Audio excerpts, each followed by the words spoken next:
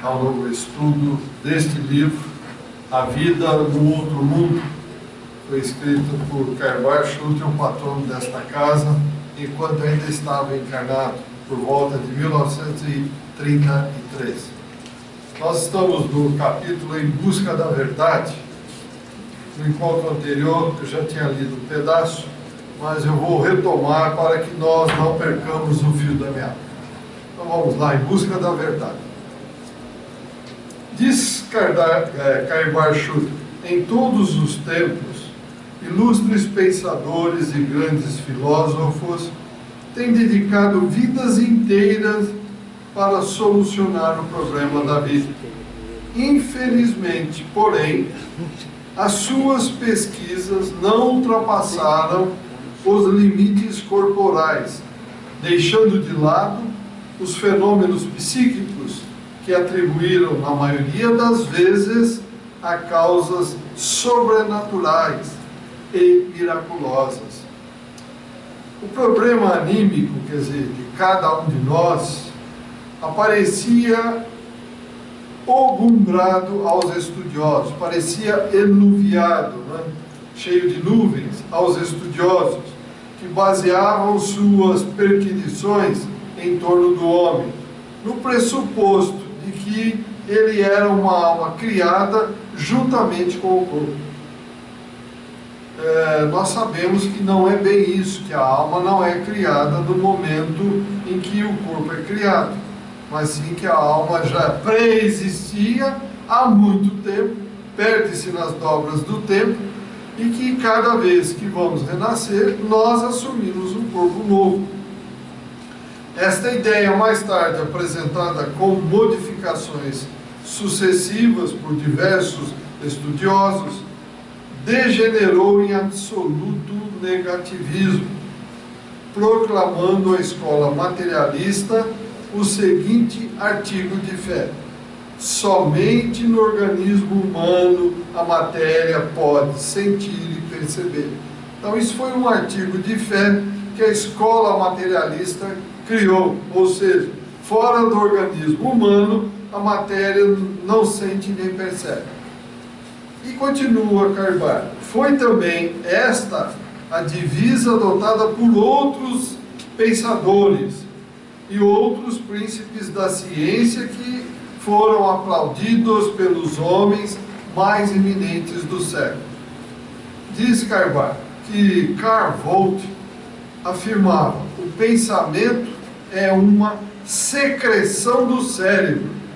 E Carl Vogt ainda acrescentava: as leis da natureza são inflexíveis, não conhecem moral nem bondade. Tanto que ele coloca entre aspas aqui, porque não é bem assim. As leis da natureza são inflexíveis, não conhecem moral nem bondade. Não é bem assim. Se nós afirmarmos isso, nós estamos dizendo que Deus não tem nem moral e nem bondade. Cuidado com essas afirmações. Certo? Não é bem assim. Tanto que Karl coloca esta afirmação entre aspas. E continua aí. Haeckel dizia: a alma, isto é, a atividade espiritual, nada mais é que uma função fisiológica, produtos de fenômenos mecânicos. Então, quer dizer, morreu, acabou a alma. Mentira, não é nada disso. A alma, como eu disse há pouco, pré-existia e continuará existindo após a liquidação do nosso corpo físico. Isso já ocorreu milhares e milhares de vezes. E continua então Karl dizendo o seguinte: parece ser ainda corrente entre os sábios oficiais e seus adeptos que a consciência é determinada pelos elementos constitutivos do sangue, e as obras da virtude e do gênio não passam de uma questão de hereditariedade, ou seja, o resultado da física e da química dos corpos.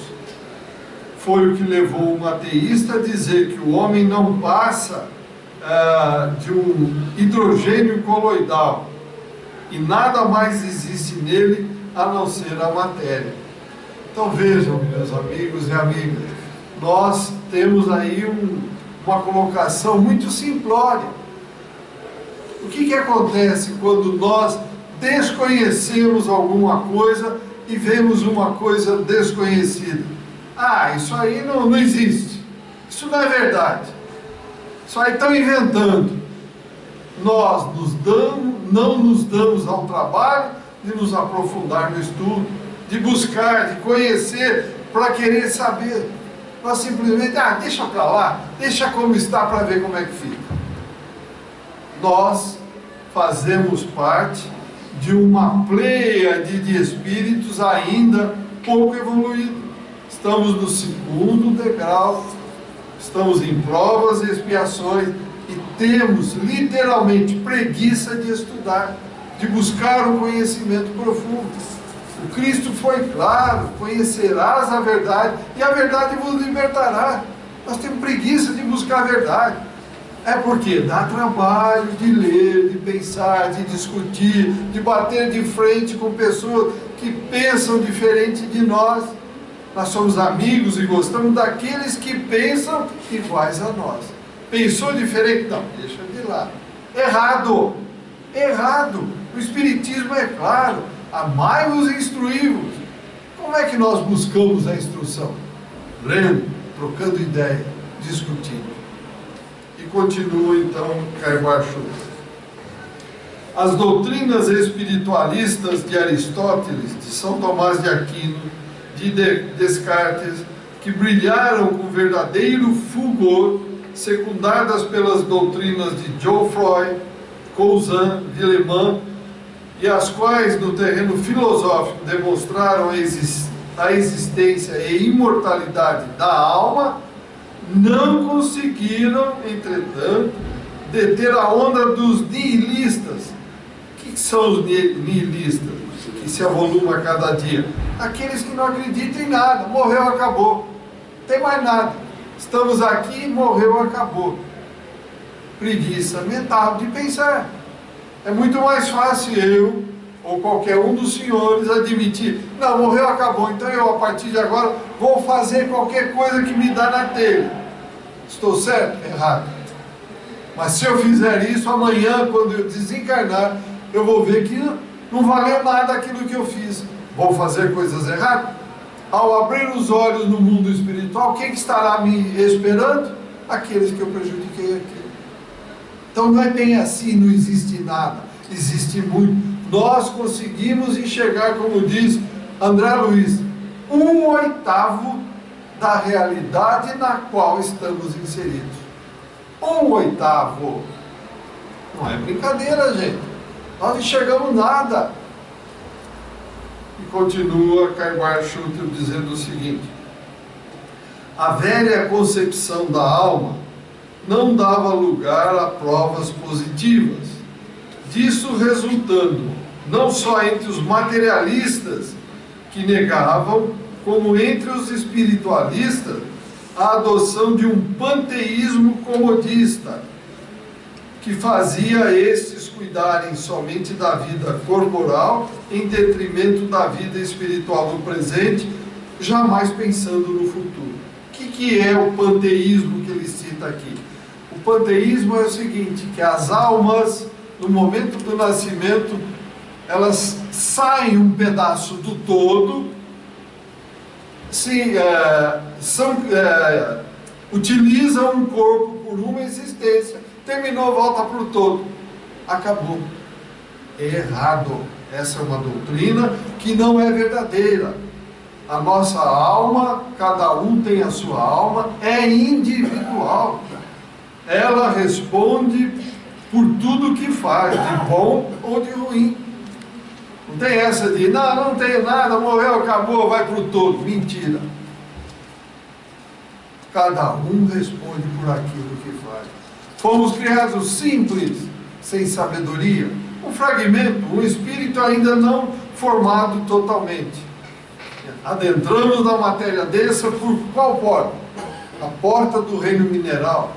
Fomos uma pedrinha, passamos pelas experiências do mineral, Terminada ali a experiência do mineral, fomos para o vegetal, passamos pelas experiências do vegetal, terminou, fomos para o reino animal, passamos por todas as experiências e entramos no reino nominal.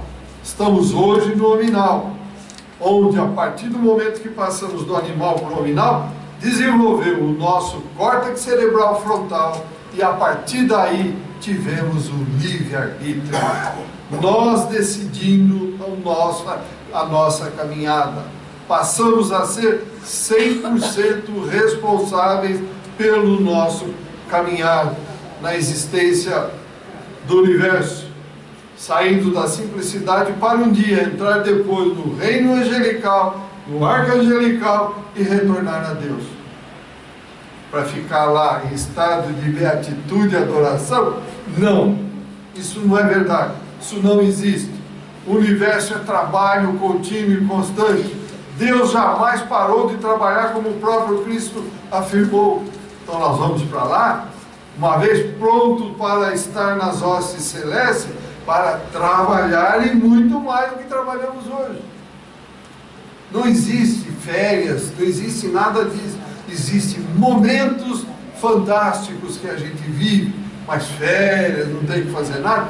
Isso não existe, gente. Isso não existe. Precisamos ter consciência de tudo isso. Ninguém veio passar férias em mais uma experiência na matéria. Viemos sim aprender. Aprender. Para depois, ao retornar, vamos nos confrontar com a nossa consciência. O que eu prometi fazer? O que eu fiz? O que eu não fiz? Por que não fiz? Por que perdi essa experiência? Quando vou ter outra? Depende da bondade do Pai. Alguma pergunta, algum comentário até aqui? Estou à disposição. Então vamos em frente. Com efeito, perdida a orientação da vida, limitado o espírito às coisas materiais, sem esperança de uma vida melhor, a sociedade teria forçosamente de precipitar-se no abismo, onde nenhuma aquisição duradoura lhe poderia melhorar a situação. A razão desvirtuada dos seus princípios não pode permanecer ao lado da moral da ciência. Então, isso aqui quer dizer o seguinte: o que nós estamos observando hoje no planeta Terra? Nós estamos vendo pessoas que acham que não tem nada, é aproveitar a vida, vivê-la agora, intensamente. Resultado, o lado moral, onde é que está? Onde é que está o lado moral? O que está acontecendo? Primeiro lugar eu, segundo lugar eu, terceiro lugar eu, e o resto, que se dane. Não é isso que nós estamos vivenciando? Errado. O Cristo não veio ensinar nada disso. Veio ensinar que nós devemos amar a Deus e ao próximo como a nós mesmos. Estamos nos amando para valer? Porque o que pesa é isto. O que eu brinco sempre, vocês vão cansar de me ouvir falar. Alguém já foi no enterro e que tem um caixão cheio de gavetinha para levar bens? Ou um carro forte atrás para levar bens? Não, não existe, ninguém leva nada, a não ser as grandes realizações morais. Assim é a ciência. Não adianta ficar inventando. Nós não acreditamos no Espírito porque nós não os vemos. Óbvio que não os vemos. Estamos numa dimensão diferente. E outra, os Espíritos não estão à nossa disposição para repetir as experiências de acordo com a nossa vontade. Não estão, não. Então nós temos que buscar um conhecimento profundo. Temos que nos elevar. Veja, nós vivemos numa comunhão, num intercâmbio com o mundo entre o mundo espiritual e o material, em especial a natureza. O que nós fazemos com a natureza hoje, gente? O que nós fazemos com a natureza? As árvores retiram o carbono e nos dão o oxigênio. Vem as máquinas, derruba do jeito que quiser, não interessa. Poluímos à vontade. Haja vista nas ruas. As pessoas jogam as coisas para todo lado. Acha que A Terra é um grande lixão. A Terra é um organismo vivo. Nós jogamos hoje, amanhã nós vamos renascer para retirar essa latinha que nós jogamos lá. Obviamente que não vai ser a mesma latinha, mas vamos ter que catar a latinha em algum lugar. Ação e reação, causa e efeito.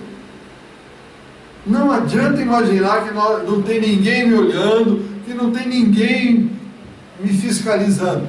Vivemos acompanhados por uma nuvem de testemunhas, a tal ponto que, via de regra, diz o livro dos Espíritos, são eles que vos dirigem.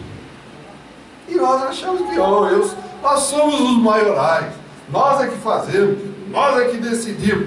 Bonecos, marionetes. Precisamos pensar, gente, precisamos pensar.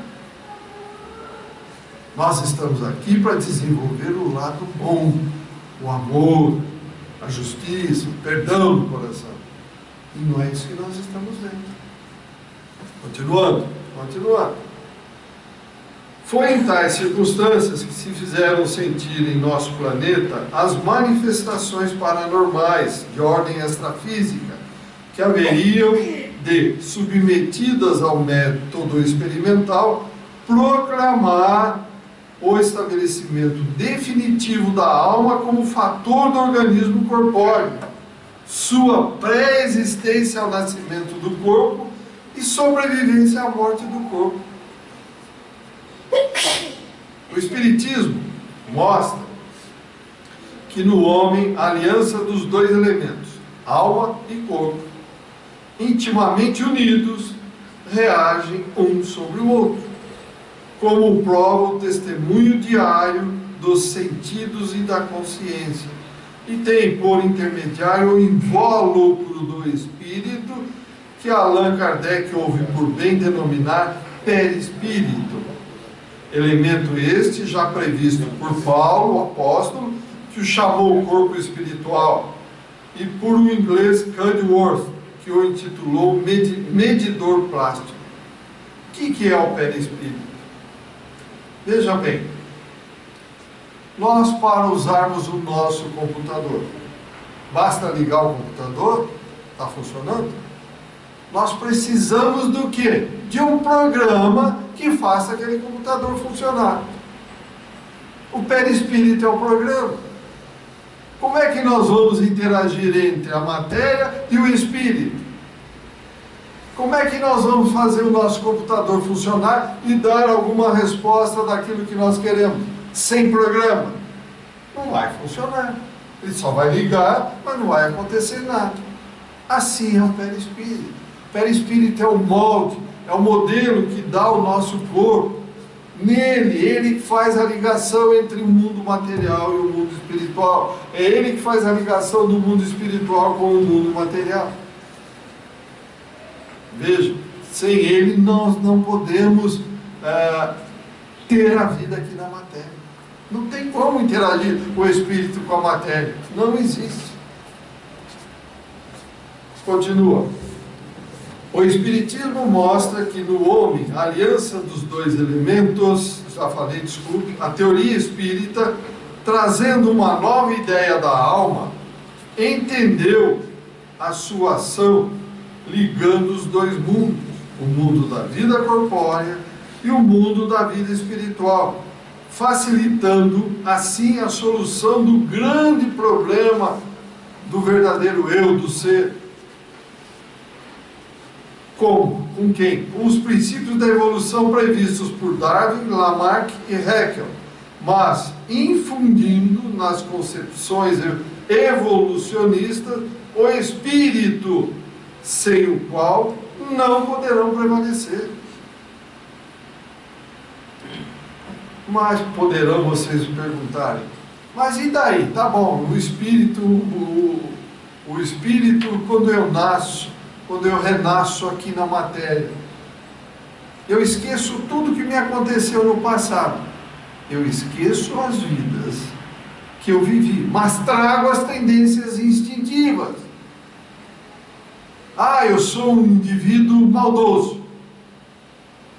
podem ver que se o indivíduo já tem maldade no coração, logo cedo ele começa a manifestar a maldade. Aí compete a quem? Corrigir a rota? Aos pais, que aceitaram a tarefa de corrigir. E o que nós estamos vendo, num caso específico desse? Deixa, a escola resolve, vai deixando. Errado, responderemos por isso também. Que o livro dos Espíritos diz claramente: nós respondemos pelo mal oriundo do bem que deixamos de praticar. Eu não faço bem, e o mal que originar deste bem não feito, eu vou responder. Então olha a nossa responsabilidade, é muito grande. Então, se eu assumir um compromisso, ninguém cai de paraquedas em nenhum lar, nenhuma criança cai de paraquedas no nosso meio, e nem nós nascemos junto dos nossos filhos ou casamos por acaso. O acaso não existe no universo.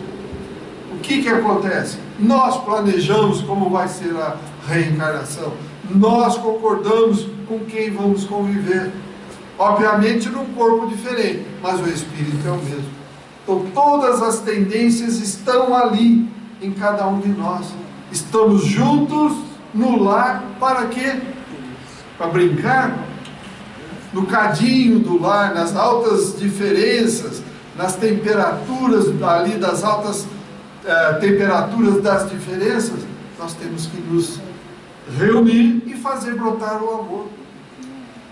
Não, manda embora, põe na rua, não quero saber mais, abandona. É adiar soluções. Se está difícil nessa, na próxima vai ser mais difícil. Não é por acaso que nós estamos aqui não, gente. Isso não existe. O panteísmo, como eu acabei de falar, ou como diz a ciência, morreu, acabou. Não. Aí é que vão começar os problemas. Continuando.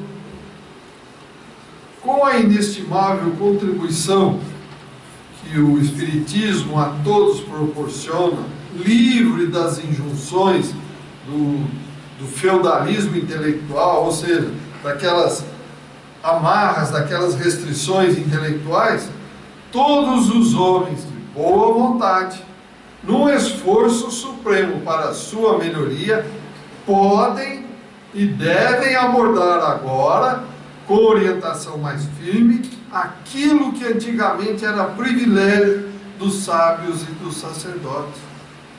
Não vou pensar nas coisas de Deus, porque é o padre que pensa. Mentira! Temos a obrigação de pensar. Não vou pensar nas coisas da ciência. Preguiça pura. Temos a obrigação de pensar. Nascemos simples e ignorantes para passar por todas as experiências possíveis do universo. Como eu disse há pouco, para retornar a Deus, espíritos prontos para auxiliá-lo neste universo que está em contínua e constante expansão. Deus não para de criar novos espíritos e nós temos que ajudar. Ninguém nasceu para ficar numa boa, tranquilo, sereno, passando férias, como eu disse há pouco. Não, trabalho, trabalho, trabalho. Não estava uma umidade relativa do ar baixíssima ontem? 14%? Por acaso que deu essa chuvinha? Vocês nem imaginam a quantidade de espíritos, engenheiros siderais que trabalharam para que pudesse chegar essa onda fria e fazer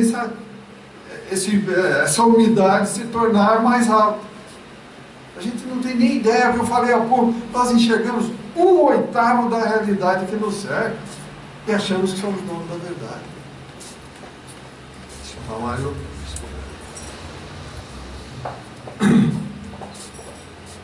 Então, favorecidos pelos fenômenos psíquicos, pela evocação dos espíritos e suas manifestações, ainda mais auxiliados por uma enorme biblioteca de obras que tratam do assunto, muito fácil ficou para o homem de boa vontade encontrar a verdade fora das academias e fora das religiões sectárias, que têm forçosamente retardado o progresso humano. O que nós estamos vendo lá no Iraque, na Síria, uma jihad islâmica que está querendo implantar um califado.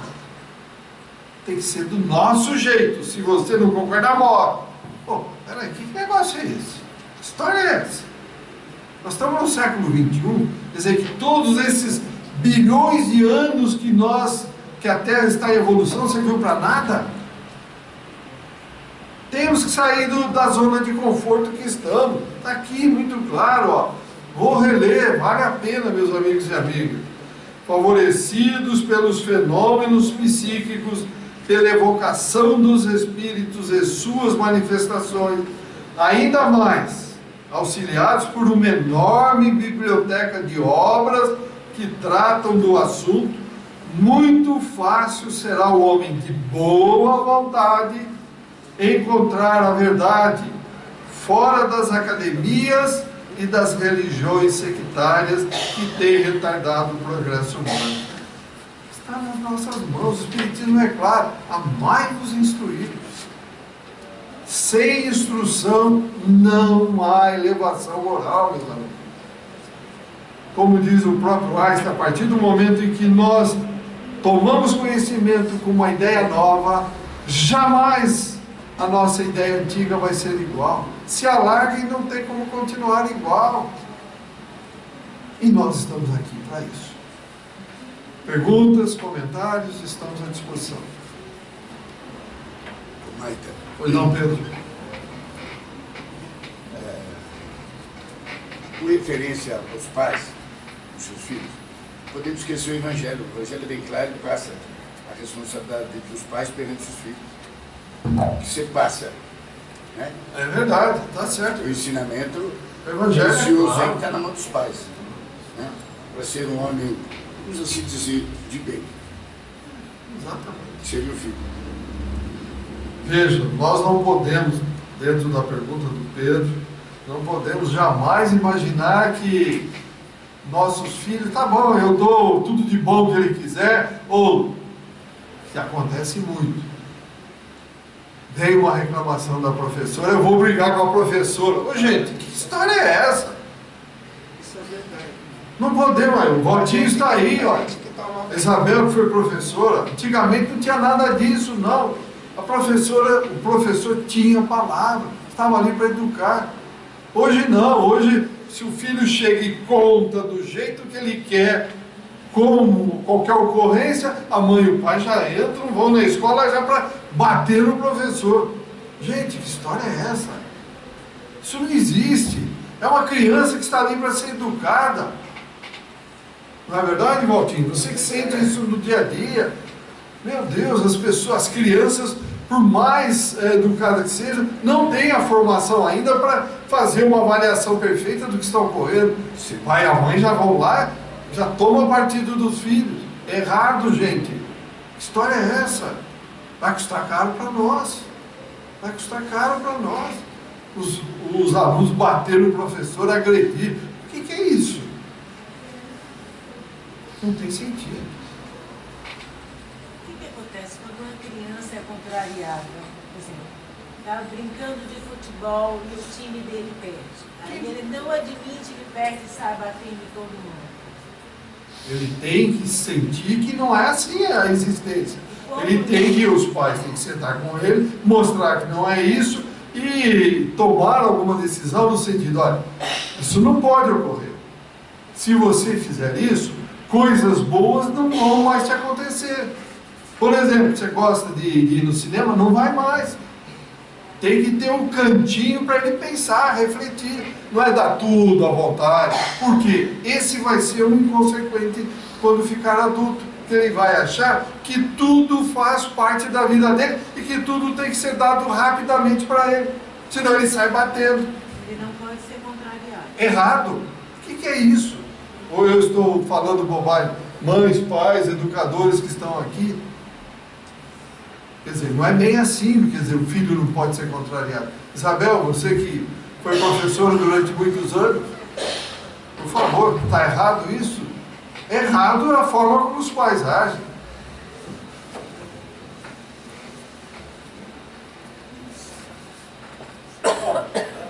Gente forte,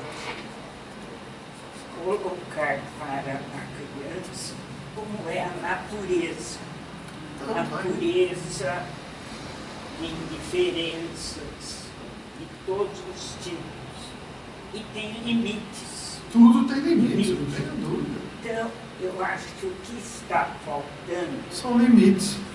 é explicar e educar limites, porque a criança é imatura. Não tem noção, Então, ela exatamente. tem que saber Existem limites em limites da maturidade, da imaturidade. Ela tem que ir entendendo, também dizer não. Não, tem que explicar. Nós também temos Está razão. correto, tem que Então a explicar. gente tem que trabalhar a razão, expondo, comparando, mostrando o que é diferente, o que é igual. Isso é necessário.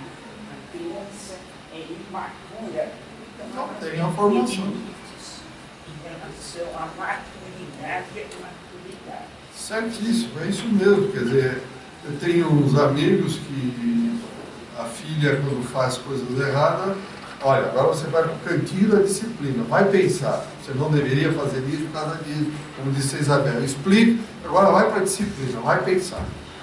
Acaba o computador, acaba tudo, vai lá pensar um pouco agora. É uma forma de orientar, gente.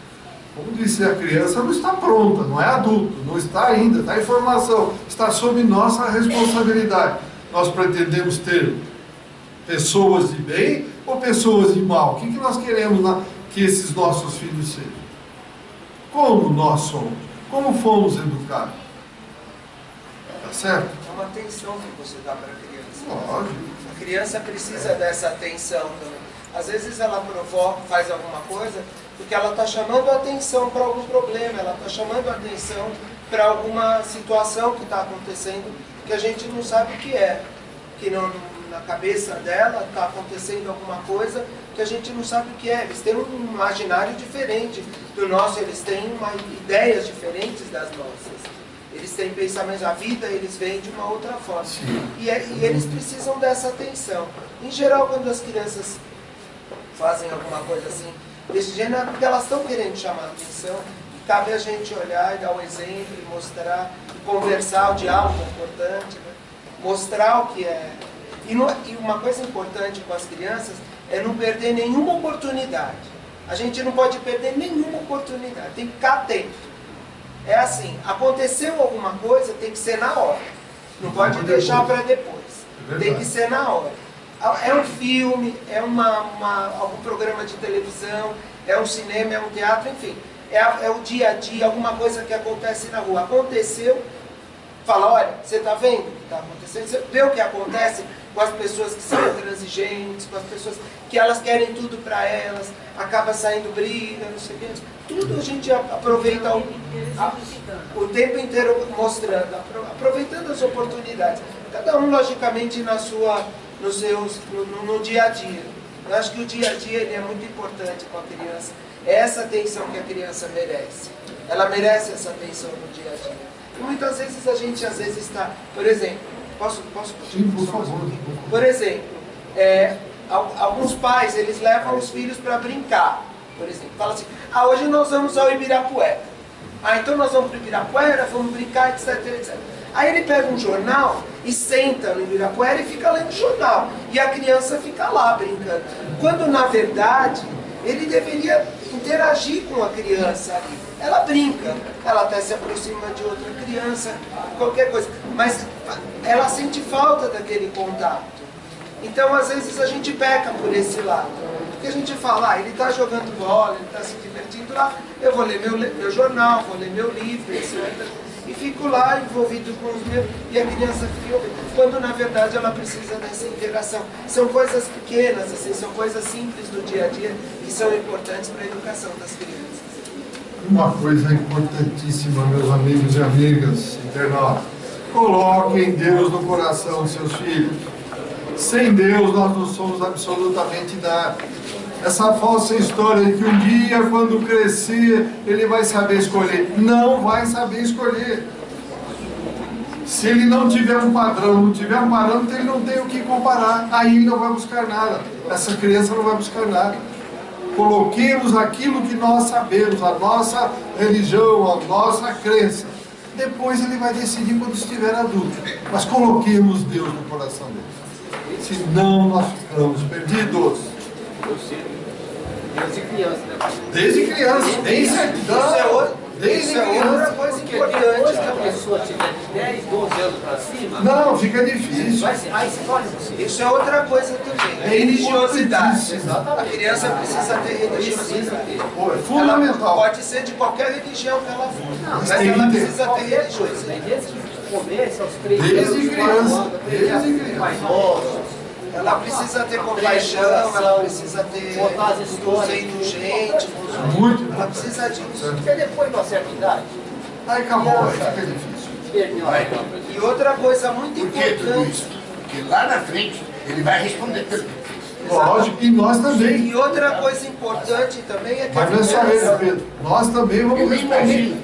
por essa falha. Vamos responder como pai. E aí os pais vão responder. Não, os pais são coniventes com São coniventes, vão responder. É que a criança ela tem que frequentar a religião dos pais. Sim. Até uma certa idade. Depois não ela deixar para que ela escolha depois Jamais. a religião Jamais. que ela vai Jamais. escolher.